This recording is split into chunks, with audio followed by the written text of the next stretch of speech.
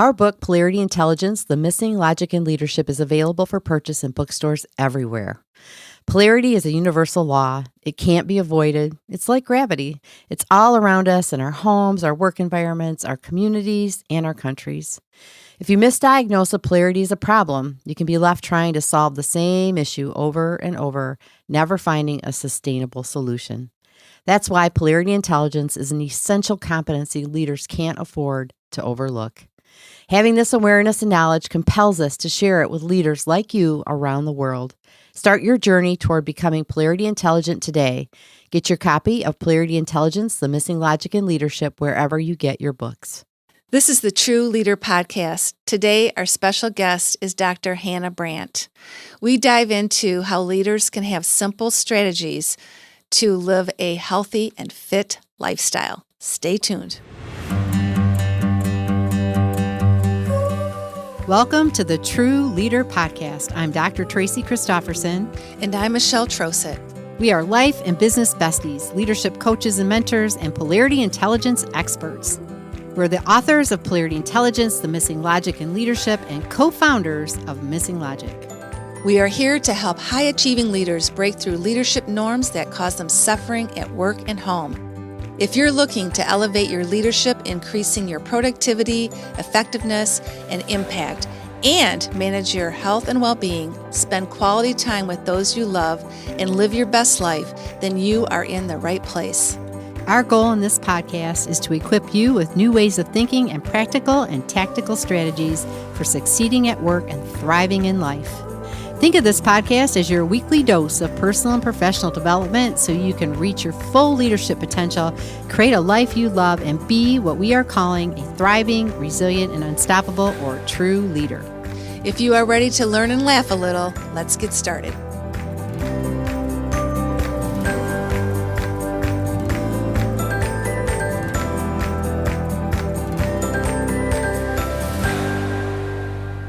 Well, welcome everyone to the True Leader Podcast with Michelle and Tracy.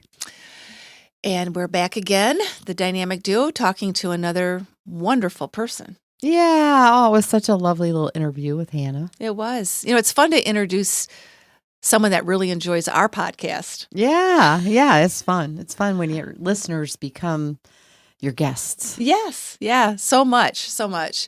And her message is so important because it's about health and well-being, which is a critical thing for leaders to embrace and have in their lives. And she gives a lot of great tips. I can't wait for our listeners to hear Hannah. Yeah. And I think too, it's, our wellness and our lifestyle impacts, right? The leading and living that we do every day. That's right. So it's really good to it's all connected. Learn about the long game, right? And how that really influences our ability to be true leaders. Right. So right. It was a great conversation. So why don't you introduce Hannah? I will. Okay. Dr. Hannah Brandt is the founder and lead coach at HLB Lifestyle. That's a virtual nutrition and fitness coaching company that aims to redefine the accepted norms of diet culture and weight loss.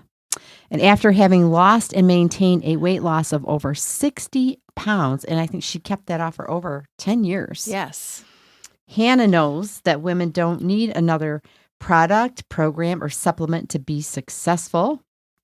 Instead, HLB Lifestyle is shifting the concepts associated with weight management from fad diets, severe restriction, and quick fixes to sustainability, optimal health, and a relentless pursuit of joy. Love that. Love it. So without further ado, here's our interview with Dr. Hannah Brandt.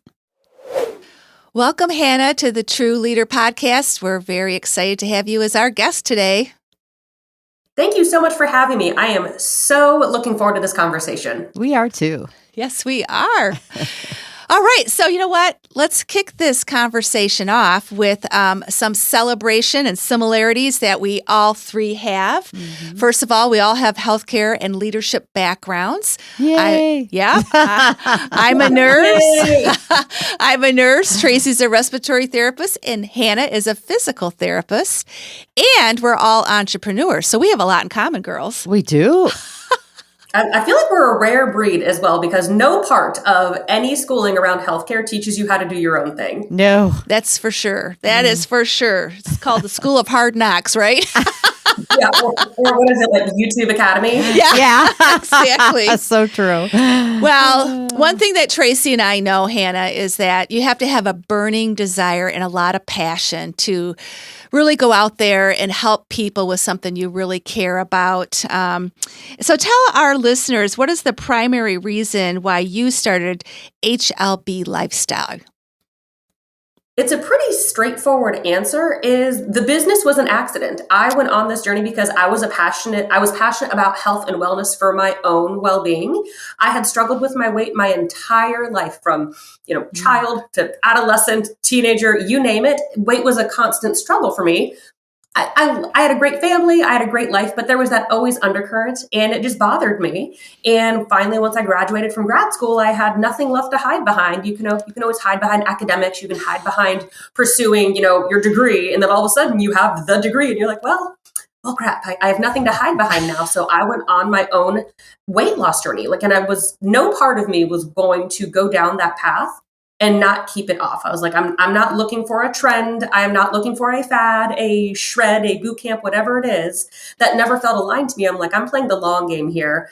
And in doing that, just for my own personal well-being, I lost over 60 pounds. Wow. And that was over 10 years ago. And it was when I was going through that transformation, it's when you got very big on social media. So looking back, if I was a little bit more maybe public about my journey, my business might look different than it does now. But at the same time, no part of me needed haters or cheerleaders. I did it for myself and I just started looking different. You can't lose that much weight without someone noticing who knew you before you lost the weight. So people that formerly knew me, from high school, from undergrad, from grad school, just started tapping like, hey, you look different. I'm struggling in that same area. Could you help me? I was like, absolutely.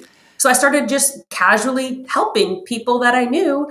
And then people I didn't know started asking that were like, hey, you helped my friend. I was like, well, I guess I do this now. Sure. And it just kind of snowballed from there.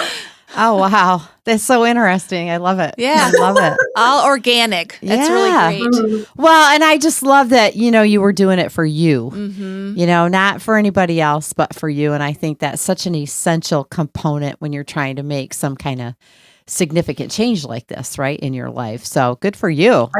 Thank you. I couldn't agree more. I feel like especially now when we have, the world at our fingertips on a cell phone, it's very easy to think, well, what is she doing? Not even in the realm of only weight loss, but, even like leadership, like, well, their metrics are better than mine, or like, what does that company know that it's so easy. And so something I remind my clients now is like, eyes on our own paper, ladies. We just got to bring it in to like our journey because we have no idea what's going on over there. Right. And we're making up a story and thinking they have it easier when they might not. That's so true. It is. That is so true. And we tell ourselves a lot of stories. Well, we work with leaders and really helping them become thriving, resilient, unstoppable, or what we call true leaders. And this is really in all realms of their life, both professional and personal.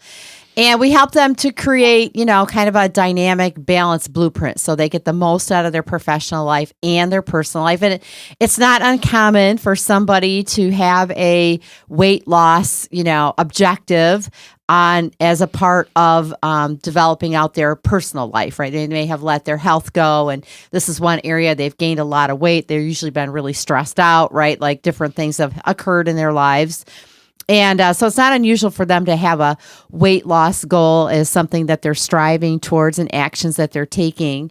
But we have kind of noticed that when that transitions to more of lifestyle goals, that there's a little bit more magic there behind that, right? Than rather just weight loss. Can you just talk a little bit about just what helps with that shift, right? From just weight loss to lifestyle. Like how does that magic happen when you make that kind of a switch in your thinking and perspective about what you're trying to achieve? Oh, this is such a great question, and I'm so glad you asked. So what I really see is I mean, as a woman who, and I will die on this hill alone if I need to, I started my weight loss journey because I was tired of being overweight. I wanted to look different. I started this, and I say it very openly, especially on social media, to try and normalize it. It's okay that I wanted to look better. I'm not ashamed of that, but I was not about to harm my health to make it happen. I figured there was a way of doing it both ways, but I do feel like and I can't speak for every woman out there, but a lot of times we might have low energy. Maybe we have some brain fog. Maybe we don't sleep as well as we should. Maybe our digestion isn't that great. None of those things are enough to make us actually change anything. But when our favorite pair of jeans no longer is in our rotation, that gets someone's attention more quickly. It's a little bit more of an emotional trigger. So if that's what gets you started, sure. It's what happens when you see this shift from like, gotta lose weight, gotta get back in the jeans. Oh my God, spring break. Like I understand that thought process. We've all had that as a woman. Most of us had, not everyone. But it's when someone, and this is what I really love to see with my one-on-one clients, we just do that long enough. We do the things that are going to support that journey in the long run, getting consistent with the boring habits of, oh my gosh, you have to drink water. It's the worst. So we have to drink water. We have to walk. It's just being more of a healthy individual. That's going to complement your weight loss goals. But then you start to feel better. That's the kicker. It's when someone goes, I didn't know that I didn't have energy. Like, this is how people feel? Like when it's a new thing, they have no idea that they didn't have energy. They have no idea they didn't have brain fog. They thought all of those things were just how they were. And it's when someone gets the slightest glimpse of what actually living in a healthy body feels like, that's when they start getting protective over it. Like, oh, I can feel like this, and I'm more productive at work. I'm in a better mood. I don't bite my husband's head off when he comes in the door for no reason. I'm going to keep doing those things.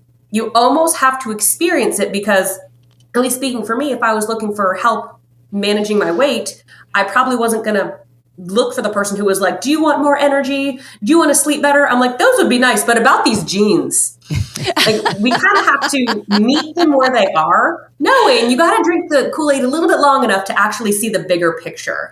It's like a quick story that reminds me. My mom, I guess, had an astigmatism for many, many, many, many, many years. And when she was dating my dad for a while, eventually he was like, our date today, he took her to the eye doctor. He was like, you need to get your vision checked. Like, something is off here. And she said she went to the eye doctor. They gave her glasses. She had never had glasses her entire life, no contacts, anything. And it was in one of those just big malls. And she walked out of the eye clinic and went, has it always been this bright in here? And my dad looks at her and goes, how blind were you? It's like she didn't know that she couldn't see well until she actually had the opportunity to see well. And she was like, oh, now I want to see like this all the time. Yeah. Oh, that makes so much sense. It's like whatever gets you started is good, right? Like it's just your motivation, whatever that, like you said, the jeans. I love that. I do too. And that is just so true, right? Like you're like, oh. But or it's like a blazer, scrubs don't have any stretch. It's like those like the arms. You're like, oh, I hope no one wants a hug today. Yeah. And I get that. Like whatever it is that motivates you kind of gets the engine going, right? And then it's the benefits come later that you just really didn't even know. I love that, because it is so true. It is true. It is really true. And it's that almost like sell the destination, not the flight. Let's talk about how great you're going to feel, how amazing you're actually going to be able to wear all the clothes in your closet instead of maybe a third of them. We're going to talk about all of those wonderful things, being more present with your children, having energy, all of those things. But we're not going to talk about the minutia to get there. But we got to take those steps to get where we're ultimately headed. Like when you book a trip, you don't think about taking your shoes off at airport security. You think about taking your shoes off to put your toes in the sand. Exactly. Long-term goal. Yeah, it's all about the transformation or the outcome that you really, really desire, right? Yeah. Exactly. Yeah. Great. Well, the other thing that we do in working with leaders, Hannah, is leaders are probably the worst when it comes to self-care. They always put everybody else first before them, right? We're indoctrinated. And healthcare providers, as we can all relate to. Yes, exactly. There's a clear pattern there. Let's just say that. What are some strategies or tips or just ways to prioritize self-care that you can share with our listeners, especially because during those busy, hectic times where it just seems like, how am I going to make it a priority? What are some tips you can give our listeners? What I really like to do is meet each client where they are. And one specifically comes to mind. She is a working primary care physician. She would work 12-hour days. And so she came in very much in the like all or nothing mindset. And it's like, well, if I can't be perfect all the time, why bother? She, took care of her patients. She was a great employee. But then after that, there was nothing left for her to care for herself. And it took just sometimes, like, I don't have any magic powers. I just happen to be objective. When we're that emotionally tied to our outcome, our bodies, maybe like our team's success as a leader, sometimes we lose objectivity. And it's bringing in that third party to see things a bit more clearly that can help. And that's how I act with my clients. And for her, I'm like, why would we have the same expectations of ourselves on a 12-hour workday versus a day that you don't see any patients? Why do we have to hit all of the same things? And so we created what we called her BBS, the boring basic stuff. And in general, on her off days, sure, we could maybe get in a workout. We could be more intentional with our food choices. Like we could be a little bit more on top of our game when it came to her like physique related goals. And then on patient care days, it was like, let's just do the boring basic stuff. Drink some water, try and get some protein in a meal, make sure you get some decent sleep the night before. Just the little things, like let's lower the bar of expectation to a realistic level. It doesn't mean we have to completely obliterate it, but learning that our health and fitness journey is a very fluid thing and doesn't have to look the same every day, every week, every month, giving permission for it to shift as our schedule and our energy and our priorities shift. Well, I love that because that's really kind of the dynamic balance that we help leaders establish anyway, right? It's like life happens. Yes. Not every day is exactly the same. And you set yourself up for failure if you're too rigid, right? If there's too much structure, then you can end up, overemphasizing the use of that structure and not have enough flexibility to be able to stay with it over time. Is that what you find? I love that. One of my former clients now, she was a clinical psychologist, and I'm so stealing this from her. These are not my words, but I love them. And I told her I'm going to use these forever. And she said that was fine. And something that she works on with her patients, she's like, we need to be rigid in our goals, flexible in our means. I was like, oh, that was a golden nugget right there. Yeah, that is. And it sounds like that's exactly what you work on with your leaders as well. Is like, great, we have a general template of the strategies we're going to use, but every day let's put a little different spice on it. Yeah. And I think it's really about prioritization. It is. Mm-hmm. And to like that first physician story you shared was so great because it was almost all or nothing. That's that either or. If I can't do it all, I can't do it. But what you're bringing to her is that dynamic balance that Tracy and I were talking about. You just don't drop everything. What's that one little thing you can still do to help maintain that, right? Mm-hmm.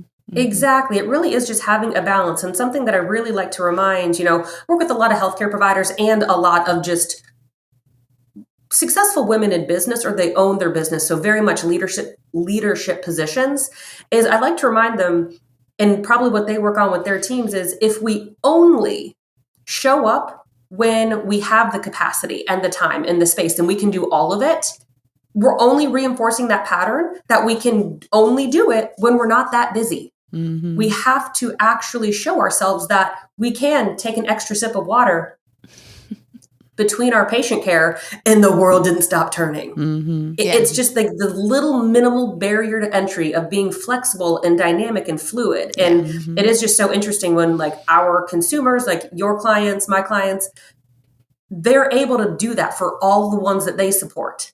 But no one's behind them supporting them. So that's where we come in. Right. And I think, too, sometimes we think balance is 50-50, right? Because that's what we get in our head. And it's not. And it really is about what is the one or two things I can do that are going to give me the biggest outcome today, right? That are going to continue to support my goals and what I'm headed towards. So I think that's really important. That's great. Then the other thing is, how do you use data for feedback, right? To identify blind spots or to improve consistency, do you have some ways of gathering data that can help individuals? Do I? Absolutely. So when someone's undergoing a weight loss journey, health and fitness transformation, body recomposition, whatever spin we want to put on it, we do need to look at like generally what dietary intake looks like, generally what exercise and just steps kind of look like, so we can get as detail oriented. And the amount of metrics I can monitor on someone is knows no bounds. I have clients that live for the data. Like I have a couple financial analysts. So I'm like, okay, you want to go? Let's go. And they love like tracking trends and things like that. For others, that's a little bit too much. But what I really think is the benefit from tracking either a bunch of data from when it comes to maybe like your waist measurement and how your jeans are fitting. Denim never lies. Just all like we can track data in a way that feels good to you. I had one client, I will never forget getting the text message that said, I fit. And I had to ask her what she was talking about. And she fit down the slide with her son for the first time in a long time, which I love. So for her, that was a piece of like a metric that like she was holding tightly, like I want to fit down the slide. What I like to do when it comes to tracking metrics and data, no matter how in-depth we're getting with a client or not, is bringing in context. Because we've all been there. It's like, you sign on with like a health and fitness coach, or you join a gym, you get a personal trainer, you start meal prepping, whatever it is you're doing. And then all of a sudden you blink, it's been 6 weeks and you're maybe down 3 pounds while Betty Sue on Instagram is down 12 pounds in 6 weeks. And you think you're doing something wrong. And so then I'm that one that isn't combing through data like, well, we should have had more vegetables today. Oh, look, one day last week, your water was low. It's not about fine tuning like that. It's bringing in context like, great. So in the past 6 weeks, for this example, you're down 3 pounds. Your kid was sick and home for a week, so we got in 0 workouts and you had to live on takeout. Then the winter storm hit and you didn't have water for 3 days. Then you went back to work, and then when you got back to work, a new deadline got dropped on you. So when we take 2 steps back, and sometimes we're like, I only lost X number of pounds in this amount of time and everyone else is doing better. Yes, we're tracking a lot of metrics, but it's simply paying attention to context and be like, well, if you weren't doing anything, likely in those 6 weeks, you would have backslid. So sometimes making a little bit of progress or even staying the same is a huge win. If you're like, you had to host 3 different Friendsgivings, and you made it through all of those and we still saw progress. It's bringing in that context to remind them it wasn't like a quote 6 weeks in this example, straight shot to like looking fabulous. It was a lot of life had to get navigated and look what we still accomplished. So it's more keeping tabs on the life that happened and reminding them that they're doing way better than they think, because all they see is like this number of weeks, this number of pounds down. Often we look at it from that black and white standpoint, and we do forget that we actually had to care for sick child, sick kid, navigate a snowstorm, lost power. We forget those things when we're so in the minutia of like trying to focus on our goals. Mm-hmm, mm-hmm. So it's really life context you're talking about. Exactly. Yeah. And often like work stuff, you get a new deadline. Maybe, patient care got crazy. One of your colleagues had to step out for an unexpected emergency and you just had to inherit 6 new patients. Work stuff totally matters too. And it is very interesting how quickly we forget that we had to do all of those things when it's no longer our immediate reality, because that was 2 weeks ago. So who remembers that? Mm-hmm. Right. And I think too, it goes back to that prioritizing, making conscious choices. We really focus a lot with our clients as well on just mindful choices. So if you made that choice and you did it mindfully, then this was something that was a part of your intention, right? To manage the other things that were happening. And then I think the other thing that came up for me too is like gap and gain, right? So we can look at the gap of between where I want to be looking forward and where I am, or the gain of let's look at all the good things that have happened, right? Like let's look how far we've come versus where we're not yet gone to. Exactly. I love that. And I think that's really in line with what you said on your last episode. I believe it was either last episode or 2 ago, of often in leadership, in, health and fitness, kind of almost anything worth really doing well, it's the day-to-day.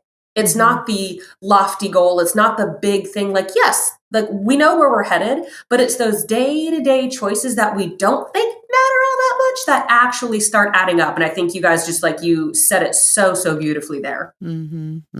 Yeah, it's so true. It is. It is. Love it.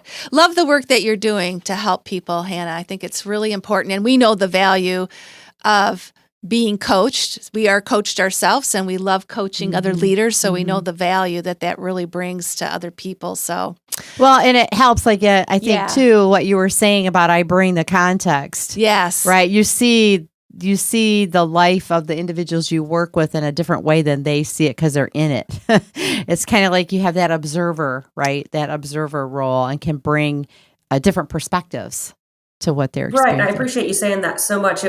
So I am like very much open about like, I don't have kids, but I do work with a lot of moms. So no part of me can be like, can't you just have more time? Like no part of me can ever reach that. I have to be like, I know that I don't know, but I see things from a different angle. And I remember this conversation with another client, and she was one of the ones in finances. And when we were talking about like, when would it make sense for her to try and get in a little bit of exercise managing the business she owned and her family schedule. And I was like, just give me like a rundown of your week. Like, just talk to me about it. And again, someone not having kids, I just compare it to like my upbringing. Every day she mentioned like after work that going to her kids' practice every day to watch practice. And I was like, I might be missing the boat here. But I was like, my parents, if you think of the most supportive people in the world, you will see a picture of my parents. They are my ride or dies. They were there at my volleyball games, at lacrosse games, you name it. Like they were there, like could not have been my bigger fans. I'm like, they didn't come to one. No one came to practice. No one wanted to. I was like, you go to practice? I was like, that was shocking to me. And I was like, I'm not like, if that's a thing now, like have at it. But I was like, that seems like a big investment of time. I was like, what if when one of your kiddos was at practice exercising and being healthy and being active? What if mommy also took that time and she went and gotten some exercise and she was active too? And that her mind was blown in that moment, not because I said anything magical, just because I saw her day-to-day differently enough to offer some input, not offer any input on parenting at all. But I was like, you can tell me if this is a hard no, but like I'm seeing a real good opportunity here. Yeah. Well, and sometimes people just need permission too, right? Like they have it in their head, this is who and how I'm supposed to be. Exactly. And when somebody says, actually it's okay not to do that, they just need somebody to say it's okay. Right? You can do something different. And that sometimes it just feels so good to be given that permission, or just like, you know what, that did sound like a hard day. I mean, I am words of affirmation to my soul. Could have the worst day in the world, and all I need to hear is like, man, that does sound like you had a hard day. I'm like, thank you. Day's better. Instantly. Sometimes we just need to remind the people that we're working with, and like in your line of work too, these leaders who hold these teams, these businesses, this infrastructure. No one's telling them good job. Half the time that's what we're doing is just reminding them that they actually are doing great things. That's so true. And I think this whole, wellness and the well-being, it when you have that, the wholeness of your life is improved, right? Like it's not just about losing a few pounds and feeling better and getting in the jeans. It's about, it also has a ripple effect to who you are professionally, your relationship, like it impacts everything for you. So it's just, it really is a key to a thriving life, I think. It really is. Oh, I couldn't agree more. You step into rooms a bit differently, not because you're quote skinnier. Maybe you're actually feeling strong for the first time in your life. Like it's a sense of pride and accomplishment that like you cared about yourself. You feel healthy. You feel good. I sure as heck walk into rooms. I do a lot of like in-person networking around here in Nashville. There's so many women in business communities that are just so great. And if I have been drinking my water and getting in my steps and getting in some sleep, I walk into those rooms energized. I am ready to mingle and make some meaningful relationships, where if I haven't been doing my bare minimum, no part of me even wants to go. Not because I look any different. It's just I don't have the same feeling of like, yeah, I'm doing great things. Like you really hold yourself differently and for a lot of people that you and I like both work with, I do feel like we often work with people who are used to success. It's hard work. But they're used to hard work. You get that return on investment. I work hard, I get this reward. That's how, that's how all three of us were. No one goes into healthcare for as long as any of us did because we're not willing to work hard.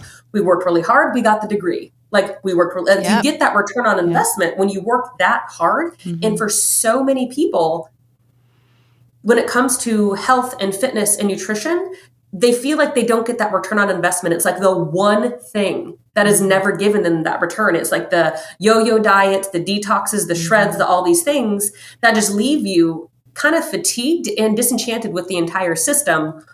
When in reality, it's the approach that was taken. But it's often that one missing piece that they've never gotten return on investment for. And if we can help kind of fill that little gap and get them feeling proud of themselves in that regard, you really, like you said, kind of like complete that puzzle and really make their entire world seem to just run smoother. Well, and it kind of goes back to what you said in the very beginning. It's looking at it through, it's a long game, right? It's a long game, and it does impact your presence, how you feel, how you show up. And it doesn't happen overnight, but it does help in the long run and over time. Yeah. And even with the leaders you work with, there's no like finish line and a ribbon. Like, congratulations, you did it. You're a good leader now. It's an ongoing evolution. Yeah. Sure. Yeah. There's no finish line. Yeah, there's times where you lean in a little bit harder to your craft, and other times you're like, we just need to coast for a minute. Like, we just need to coast. That gets to be okay too. But yeah, no one that you work with is ever, quote, done. You continue to evolve and develop. Yeah. Well, and I think what's come up for me too is I've been on my own journey in this regard around wellness and well-being is your body will tell you, right? Like I have one of those Aura rings that I wear, and yeah, me too. And I have really come to appreciate that feedback, that biofeedback, and paying more attention to what my body feels and what it's telling me about my behaviors or what I'm doing, or, how it's impacting my sleep, my heart rate, my temperature, like all those things, right? Which I didn't have awareness of before. So I just find that really, that feedback helps also to help you stay in the long game. Oh, I love that. And it's almost like, as you were describing that, it's almost, someone in a leadership position, you get consumer feedback, you get employee feedback, customer satisfaction surveys. It's almost like metrics. It's like your own body's customer satisfaction survey, like how we be doing lately. And something that I love to play with my clients on this. A lot of them have maybe an Oura Ring and Apple Watch. It's definitely not necessary. We don't need the fancy metrics to do great work. If you have it, sure, let's look at that data. As I always remind them, same thing with stepping on the scale in the morning. I'm like, before you check that sleep score on your Oura Ring, before you step on that, before you have any number in your face telling you anything, you decide, how do you feel today? Do you what I tell my husband, I'm like, I test the ring. I'll wake up and I'm like, I think I slept really soundly last night. And it's fun for me to check. And sometimes my Oura score, it completely agrees. Like sleep scores, praises we're singing, nothing can make you feel good like that. Just feels great. But then there's other times where I'm like, I feel like I got good sleep last night. And sometimes my sleep score doesn't match. It's eerie how often it does. If you're like, I don't think I slept well, and the whole screen's just red and you're like, yep, it's not like that anymore. So it is interesting how often it is matching, but I always love to help clients really develop that biofeedback on themselves. That's your customer satisfaction survey. There's nothing wrong. I was hungry this morning. I'm like, so did you eat breakfast? Our body's allowed to tell us, if we're hungry, we're allowed to nourish it. We don't have to pretend that we're not hungry and we just don't eat until 3 o'clock. If your body's hungry, it's telling you something. You're allowed to nourish it. If you're cold, you put on a jacket. If you're hot, you take your jacket off. We sometimes poo-poo hunger and thirst and even going to the bathroom because we're too into our productivity to simply listen to some biofeedback. So I love what you brought up there. Yeah, that's a great point. Yeah, it's a great point. Well, Hannah, we're at that time in our program where we get to ask you a couple of mystery questions. And, I'm so nervous. My palms are starting to sweat. And this is just so our listeners can get to know you more personally, the true you. So I'm going to ask you the first one, and then Tracy's going to ask you the second one. So, okay, here comes number one. If you had one word to describe your intention for 2024, what would it be?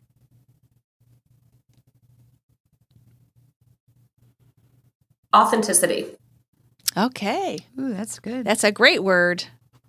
Thank you. I really do feel like the more we can just have permission to be who we are, we attract those who are going to align with us, and also gives permission for people who aren't in alignment with who we are to say no thanks. Like, that gets to be okay. You don't have to be everyone's cup of tea, but as long as we're being true to ourselves, I really do think it draws in the right people, and it gives the people who aren't your people permission to know that up front. Yeah.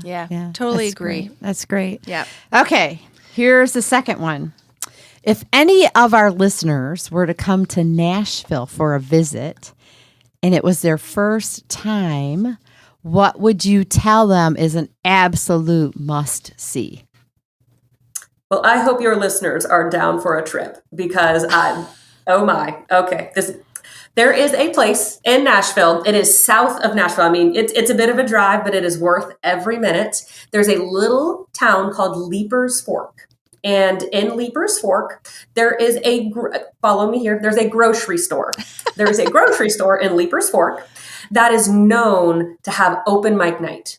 So you get a ticket. It is every Thursday night. Leapers Fork has open mic night. So you buy your ticket and you show up to this grocery store, and there are like gallons of nacho cheese on the walls, because you can buy those gallons of nacho cheese and marshmallows, like big bags of marshmallows, obscure food.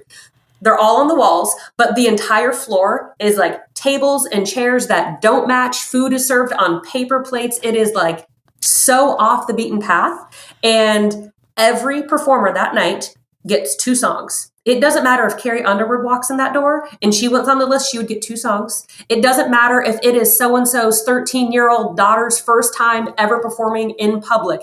She gets 2 songs, and it's open mic night. And sometimes you go and it is the best music you have ever heard in your life. And other times you leave and you're like, well, that was fun. So you never know what you're going to get, but it is such an experience that you can't have anywhere else. And it is every Thursday night in Leapers Fork at a place called Fox and Lock, south of Nashville. That is a very unique experience. What a great tip. Yeah, not going to hear about that anywhere else. I'm like, would you want me to get tickets to? I'm like, technically we're going to a grocery store, but hear me out. And they're like, why are you taking me to a grocery store? I'm like, just come on, fine. Oh, that sounds like fun. Oh, it does sound like a lot of fun. That's fabulous. That's really fabulous. Oh, well, that closes us out. And this has been a great conversation. Really, the topic is so important right now, especially we're sort of still in the beginning parts of 2024. So thinking about those healthy habits and feeling really good ourselves inside and out is so important. So we really can't thank you enough, Hannah, for joining us and sharing what you do with our listeners. Yeah, it's been a wonderful conversation. I just really have appreciated your approach, and I loved how you kept saying, meet them where they're at, and I think that's just so key for anybody that's on a journey that is a long game, right? And that's what this is. It's about your health for the rest of your life and your well-being. So thank you so much for that. Is there anything that you want to leave our listeners with? Any other thoughts that you want to share before we close? Well, first, I just want to thank you ladies so much for having me on. It was just such a pleasure to actually have a real-time conversation with you. For me, it's always fun to have a dialogue with people that you've listened to for so long. It's like, you're ingesting their podcast. You've always been a fly on the wall. So to actually be in the room and not just a fly on the wall has just been such a wonderful opportunity. And for your listeners, one, if they wanted to connect at all, my primary social media is on Instagram at drhannah.healthcoach. Or I do have a website where they can download a free ebook of 5 of my top tips for long-term weight loss and weight maintenance. And that's just at HLBlifestyle.com. But if I had to give one piece of advice as we're kind of entering a new year, often I hear women don't want to step forward into a health and fitness journey because it's too overwhelming. There's too much noise out there. Like, where do you start? My advice is start with the basics. Drink some water, go for a walk, and remind them that there is 0 downside to taking care of yourself. Mm-hmm. They literally have nothing to lose by buying a couple more vegetables, drinking a little bit of water, there is zero downside. And there's almost nothing in our day-to-day life that we can say that about. That's so true. That's so awesome. Great way to end. Wonderful. Thank Yeah. you so much. It's just been fabulous to have you here on the show. And thanks for listening to us in addition to being Yeah. on the show. We appreciate that. And for our listeners, thank you. We appreciate you too for tuning in today and listening. And if you enjoyed what you heard, then please share it with others and leave a review and subscribe so you don't miss any of our episodes with whatever channel it is that you listen to us on. Or if you like the video version, you can listen to us on our YouTube channel as well. So until next time, thanks for being here. Stay safe, stay healthy, stay warm or cool, wherever you're at, whatever works for you. And we'll see you next time. Bye-bye.